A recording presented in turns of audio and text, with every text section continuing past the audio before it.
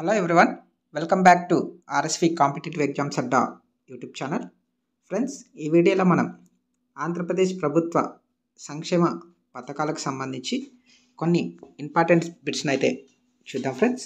అలాగే గత ప్రభుత్వం సంక్షేమ పథకాలకు పెట్టిన పేర్లని ఈ ప్రభుత్వం మార్చడం జరిగింది. ఆ పథకాలు ఏవి, ఏ పేరు పెట్టారు అనేది కూడా ఈ వీడియోలో మనం చూసేద్దామండి. ఓకే, ఇప్పుడు ఫస్ట్ క్వశ్చన్ చూడండి. క్రింది వానిలో సరైన వాక్యాలను గుర్తించండి అన్నాడు. ఆప్షన్ ఏ, ఆగస్టు 15న గుడివాడలో సీఎం చంద్రబాబు అన్నా క్యాంటీన్లను ప్రారంభించారు. ఆప్షన్ బి, తొలి విడతలో 100 అన్నా క్యాంటీన్లను ప్రారంభించడం జరిగింది. ఆప్షన్ సి, 15 రూపాయలు చెల్లిస్తే బ్రేక్ఫాస్ట్, లంచ్, డిన్నర్ అందిస్తారు అని చెప్పి ఇచ్చాడండి. మనకి ఆప్షన్స్లో ఏ మాత్రమే కరెక్ట్, ఏసీ మాత్రమే, సి మాత్రమే, ఏబిసి అని చెప్పి మనకి ఇక్కడ ఆప్షన్స్ అయితే ఉన్నాయి. సరైన వాక్యాలను గుర్తించండి అన్నాడు కాబట్టి ఆన్సర్ ఆప్షన్ 4 అవుతుందండి. ఏబిసి 3 కరెక్టే.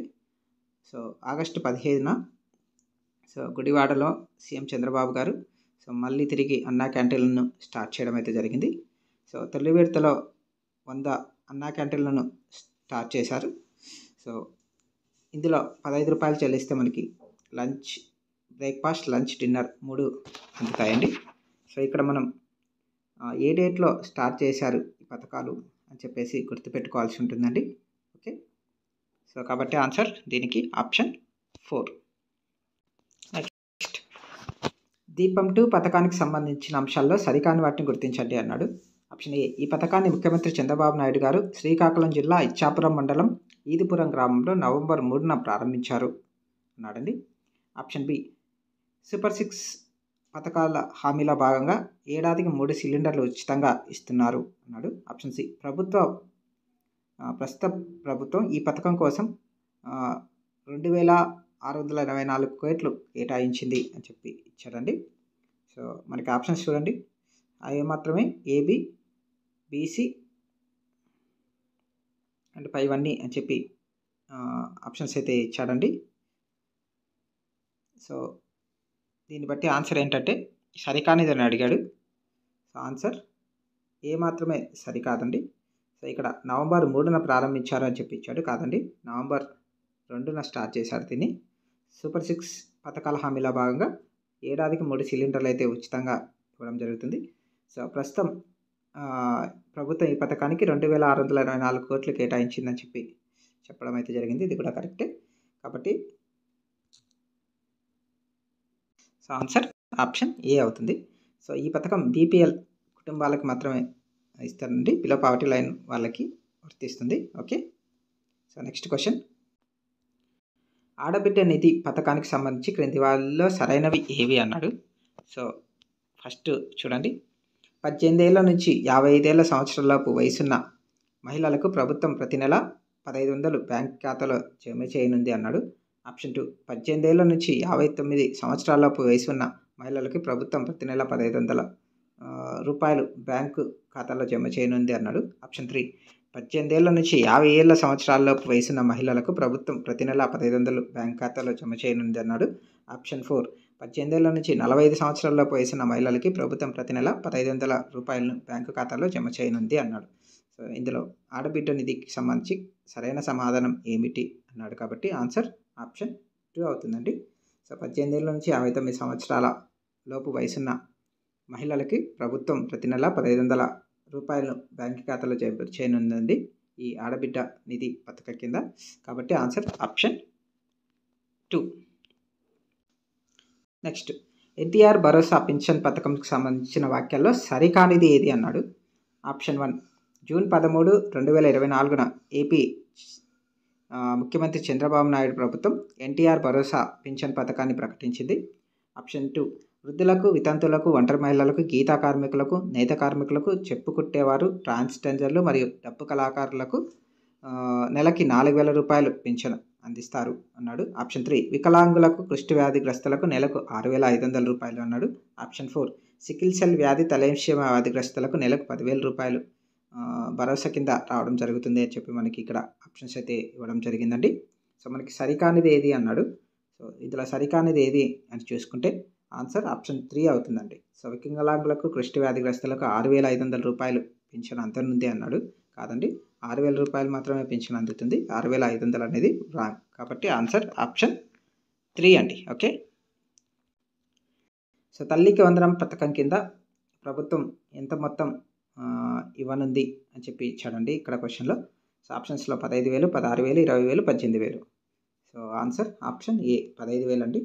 సో తల్లికి వందనం పథకం కింద స్కూళ్ళకి, కాలేజీలకు వెళ్ళే ప్రతి విద్యార్థికి సో నెలకి 15,000 రూపాయలు అందిస్తారని చెప్పి చెప్పడం అయితే జరిగింది.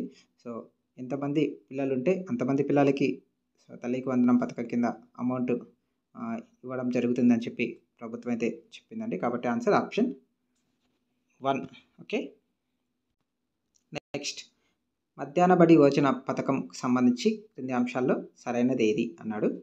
సో ఈ పథకానికి డొక్కా సీతమ్మ మధ్యాహ్న బడి భోజన పథకంగా నామకరణం చేయడం జరిగింది. సోమవారం కూరగాయలు, పలావ్, కోడిగుడ్డు కూర, వేరుశనగ బెల్లం చెక్కి ఇస్తున్నారు అని చెప్పి ఇచ్చాడు. ఆప్షన్ 3, ఆంధ్రప్రదేశ్లో మధ్యాహ్న బడి భోజన పథకం 1995 నుంచి ప్రారంభించడం జరిగింది అన్నాడు. ఆప్షన్ 4 వచ్చి పైవన్నీ సరైనవే అని చెప్పి ఇక్కడ ఆప్షన్స్ అయితే ఇచ్చాడండి. సో సరైన అంశాలు అని అడిగాడు. కాబట్టి ఆన్సర్ ఆప్షన్ 4 అండి, పైవన్నీ సరైనవే. సో ఈ పథకానికి డొక్కా సీతమ్మ మధ్యాహ్న బడి భోజన పథకం కింద నామకరణం చేయడం అయితే జరిగింది. సోమవారం కూరగాయల పలావ్, కోడిగుడ్డు కూర, వేరుశనగ బెల్లం చెక్కి అయితే ఇవ్వడం జరుగుతుంది. సో ఈ పథకాన్ని 1895లో ఆంధ్రప్రదేశ్లో స్టార్ట్ చేయడం అయితే జరిగిందండి. ఓకే. సో ఇక్కడ మనకి మెనూ సంబంధించిన డీటెయిల్స్ అనేవి గుర్తుపెట్టుకోవాలండి. సోమవారం ఏమి ఇస్తారు, మంగళవారం ఏమి ఇస్తారు, బుధవారం, గురువారం, శుక్రవారం, శనివారం ఏమేమి ఇస్తారు అనేది మెనూ గుర్తుపెట్టుకోవాల్సింది. సో అక్కడి నుంచి కూడా బిట్టుపడే అవకాశం అయితే ఉందండి. కాబట్టి సో దీన్ని చూసుకోండి friends. Okay. Next, Sarvepalli Radhakrishna విద్యార్థి మిత్ర పథకం దేనికి సంబంధించింది అన్నాడండి ఇక్కడ. సో ఆప్షన్స్ చూడండి. ఆంధ్రప్రదేశ్ ప్రభుత్వ పాఠశాల విద్యార్థులకు అందించే కిట్ పథకం.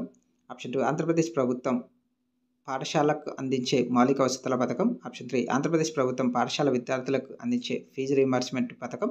ఆప్షన్ 4 ఏది కాదు అన్నాడు. సో ఈ సర్వేపల్లి రాధాకృష్ణ విద్యార్థి మిత్ర పథకం దేనికి సంబంధించిందంటే సో పాఠశాల విద్యార్థులకు అందించే కిట్ పథకం అండి. ఓకే. పాఠశాల విద్యార్థులకు అందించే కిట్ పథకం. ఈ కిట్ కింద మనకి బెల్టులు, పుస్తకాలు, బ్యాగులు ఇవన్నీ ఇవ్వడం జరుగుతుందండి. కాబట్టి ఆన్సర్ ఆప్షన్ 1. ఓకే. బెల్టులు, పుస్తకాలు, షూ ఇవన్నీ ఈ కిట్ పథకం కింద ఇవ్వడం అయితే జరుగుతుందండి. ఓకే. సో చూడండి నెక్స్ట్ క్వశ్చన్.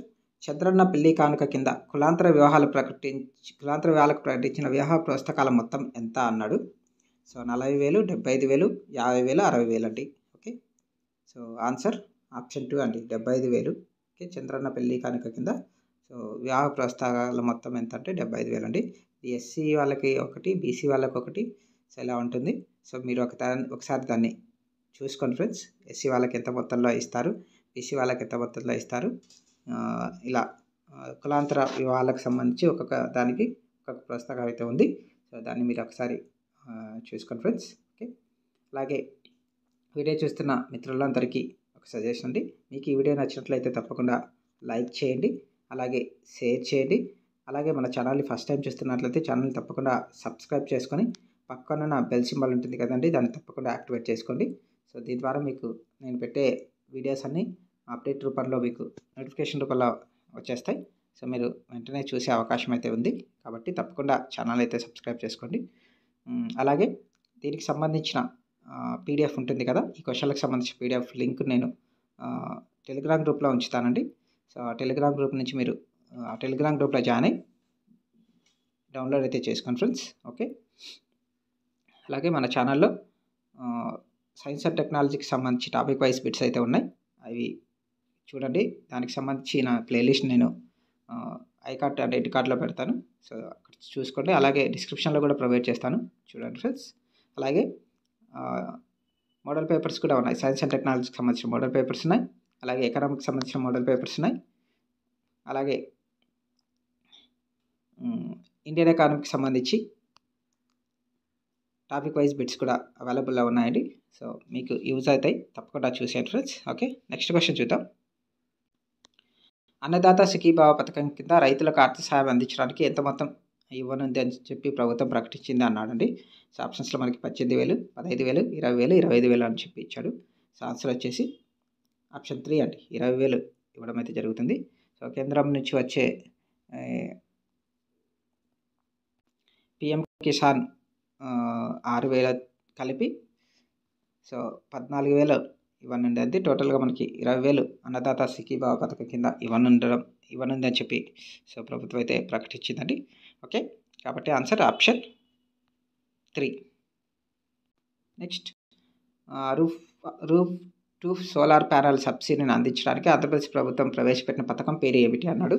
సో ఆప్షన్స్లో ఏపీ సూర్యశక్తి పథకం, ఏపీ సూర్యకిరణ్ పథకం, ఏపీ సూర్యవందన్ పథకం, పైవేవి కావు అన్నాడండి.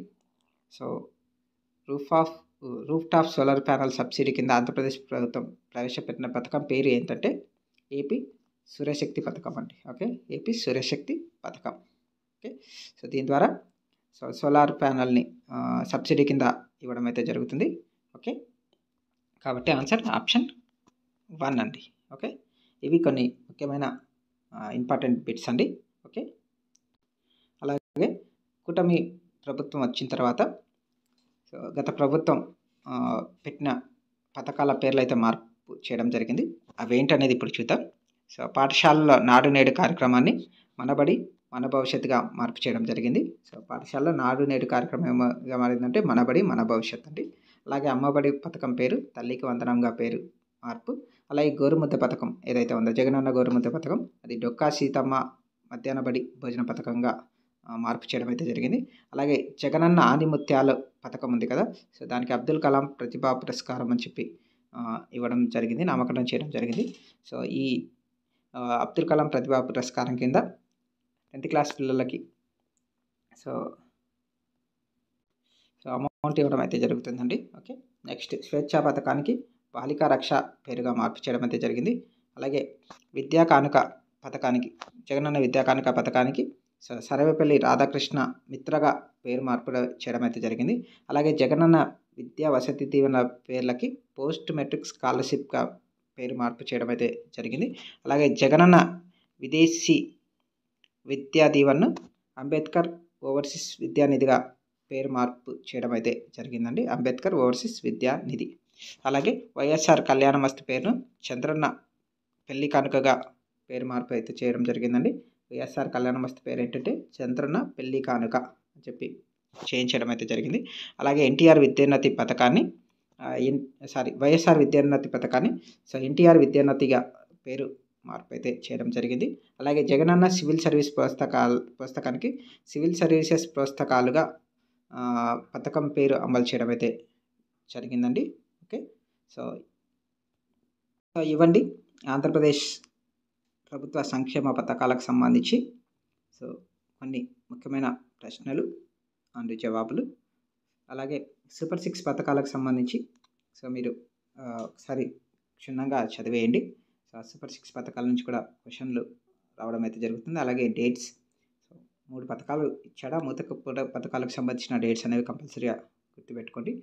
ప్రతి లైన్ టు లైన్ మీరు గుర్తుపెట్టుకునే ప్రయత్నం అయితే చేయండి ఫ్రెండ్స్. ఓకే, సో ఎందుకంటే ఈ మధ్య క్వశ్చన్స్ అనేవి అప్లికేషన్ మెథడ్లో ఇవ్వడం జరుగుతుంది కాబట్టి సో మనం ఒక లైన్ మిస్ అయినా సో క్వశ్చన్ని తప్పుపోయే అవకాశం ఉంది కాబట్టి సో ఖచ్చితంగా ప్రతి లైన్ టు లైన్ క్వశ్చన్ అయితే చదివేయండి ఫ్రెండ్స్.